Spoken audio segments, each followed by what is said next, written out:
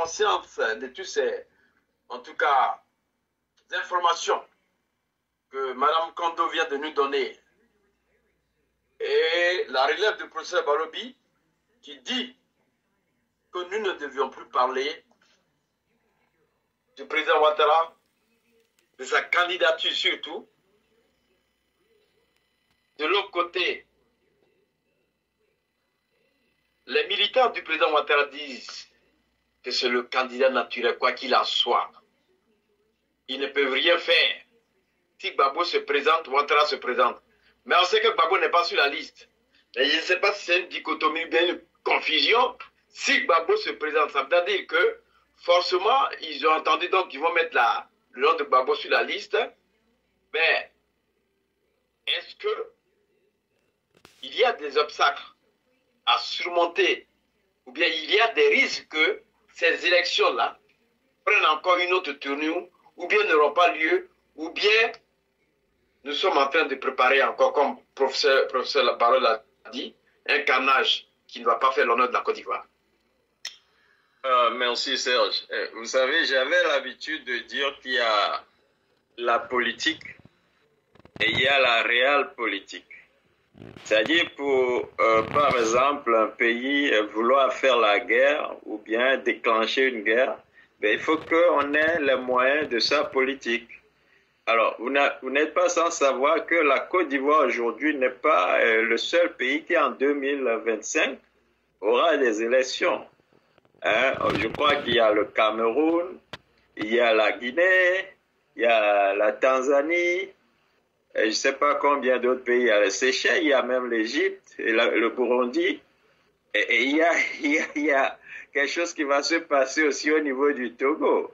Hein, même si eux, ils parlent de monarchie, ben, il faut que le 2 février 2025, on nous dise vraiment si on veut cette monarchie-là au Togo. Et comme je l'avais dit, M. Ouattara, connaissant tout cela, est juste en train de jauger à quel moment il pourra dire quoi. Et moi, je crois que la géopolitique que je vois venir là va l'obliger à dire tout simplement qu'il ne pourra pas se présenter. Maintenant, comme un enfant à qui on retire un ballon et qui veut casser les ballons de tous les autres enfants dans une fête, ben, s'il veut casser la Côte d'Ivoire lui seul, ça ne va pas marcher. Vous comprenez? Il ne pourra pas. Il faut qu'il s'appuie sur quelque chose pour utiliser les moyens de sa politique. Et moi, je ne crois pas que dans la sous-région là, une guerre, par exemple, civile, à cause d'une élection qui va amener les Ivoiriens à devenir, par exemple, des réfugiés dans la sous-région, l'incidence que ça va avoir sur une CEDEAO qui ne sait même plus à quel sens est-ce qui s'est détaché. La géopolitique ne permet pas cela.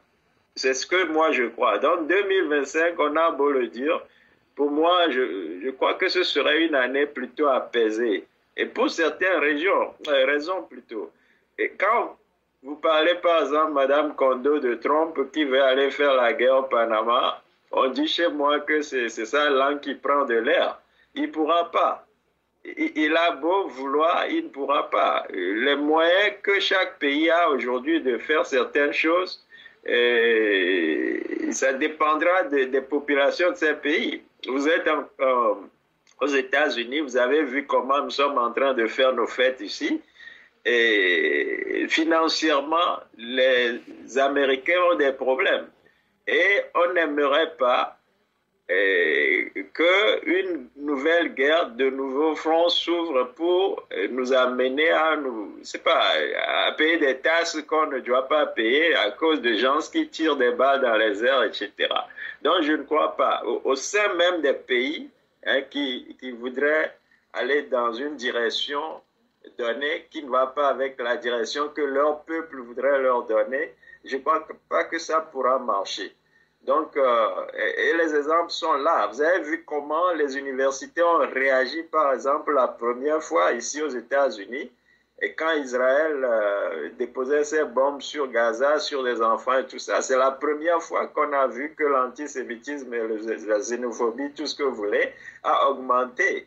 Donc, si quelqu'un veut encore rentrer dans ce sens-là de guerre, etc., je ne crois pas que ça va marcher. Pour moi, l'arrivée de Trump va apaiser le monde, hein, parce que tout le monde est financièrement aujourd'hui à terre. C'est ce que je crois. Merci.